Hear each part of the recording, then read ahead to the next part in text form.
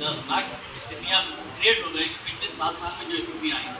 मेरा पहला निवेदन तो आप लोगों के माध्यम से ये है कि इसका ना तो राजनीतिकरण होना चाहिए और ना ही ऐसी संस्थाओं और जब एग्जाम की चीज़ हो जहाँ पर फ्यूचर की बात होती है। जैसे वर्तमान सरकार अगर सन 47 में हमारे को ये कह रही कि इससे बढ़िया तरीके से हम इसको पूरे देश को बदल देंगे, राष्ट्रगुरु की तरफ जाएंगे, उस कंडीशन में जा रहे हैं। लेकिन अगर बच्चों का भविष्य ही सुरक्षित नहीं है, अगर जो गार्जियन हैं उनका भविष्य जो कि पूरी जीवन की पूंजी लगा देते हैं बच्चों पर, अगर वो सुरक्षित नहीं है तो मुझे नहीं लगता है कि भारत में ऐसा कोई परिवर्तन आ पाएगा अगर इस सब चीज़ों पर हम लोगों को नहीं देखा जाता है। पहली चीज़। दूसरी चीज़ जो आपने अभी कानूनी रूपरेखा में पूछा, एनटीए को लेकर के या इन एग्जाम को लेकर के अभी एक संशोधन किया गया कि जिसमें आजीवन कारावास, 10 साल तक का कारावास और 1 करोड़ रुपए तक की पेनल्टी की बात की गई। लेकिन उसका जब प्रोसीजर आएगा, सबसे बड़ी प्रॉब्लम जब आती है कि वो एराइज कैसे हो, बच्चों को कैसे मिल पाएगा। जैसे अभी एक जब ये ज़्यादा ही हाईलाइट हो गया तब आकर के इसमें आ रही कि जले हुए पेज भी मिल पा रहे हैं। अब जिन लोगों ने रिट लगाई हुई है,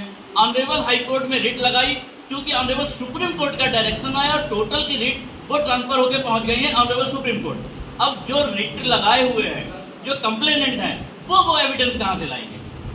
क्योंकि गवर्नमेंट के तहत एग्जाम होता है तो मेरा मानना है कि वहाँ पर गवर्नमेंट तो अपोज होती है, अपोजिट पार्टी होती है, तो अपने अगेंस्ट एविडेंस कोई नहीं देता।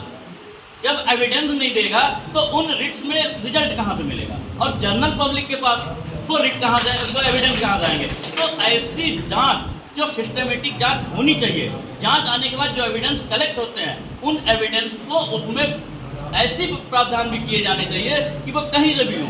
जैसे मान लीजिए आपके मीडिया में चल रहे हैं, अब उस मीडिया को भी एज ए एविडेंस उसको देखा जा सके उस पर्टिकुलर केसेस में, क्योंकि अगर वरना एविडेंस आ नहीं रहा है। और जैसे हम लोग तमाम रिट करते हैं, डेली की यही है कि लेक ऑफ एविडेंस में रिट डिस्पोजल कर दी गई। या अब दूसरे पॉइंट पर अगर आ जाते हैं हम लोग, जो वर्तमान है, भले ही 1 जुलाई से हमारे बेसिक जो क्रिमिनल लॉज हैं वो चेंज कर दिए गए। एग्जाम्पल के तौर पर अभी तक जो रिमांड का टाइम हुआ करता था 15 दिन था, उसको बढ़ा के 60 से 90 दिन तक ले गए। अब उस पर क्या टेक्निकलिटी आएगी? पुलिस को एक खुली छूट मिली जा रही है।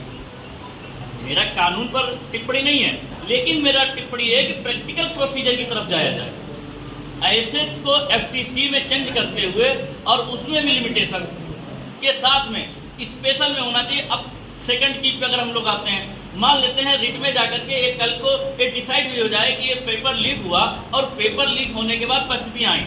एग्जाम्पल है परसों पीसीएसजे, यूपी पीसीएसजे की 50 कॉपी जब ऑनरेबल हाई कोर्ट ने मांगी तो पता चला कि स्टूडेंट ने कहा कि इसमें तो मेरी राइटिंग ही नहीं है।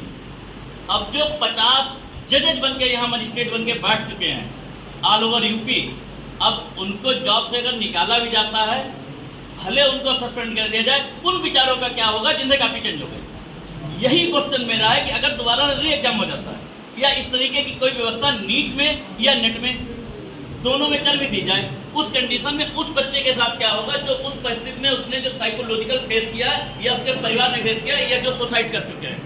तो ऐसी कोई व्यवस्था तो गवर्नमेंट को जाना चाहिए जहां पर कोई भी प्रोफेशनलिज्म एग्जाम के नाते ना हो, कोई भी अप्रोच के आधार पर, योग्यता के आधार पर सिलेक्शन हो। जैसे एनटीए के जो टॉप अधिकारी हैं उनको चेंज किया गया, तो इसलिए नहीं कि जो अप्रोचफुल है, उनका भी एग्जाम होना चाहिए, उनके भी कैपेबिलिटी देखी जानी चाहिए कि किस कैपेबिलिटी के साथ में उसको किया जाए और उस पर पर्टिकुलर कानून प्रॉपर एफटीसी के पॉइंट ऑफ व्यू से आना चाहिए। मेरा यही थैंक यू।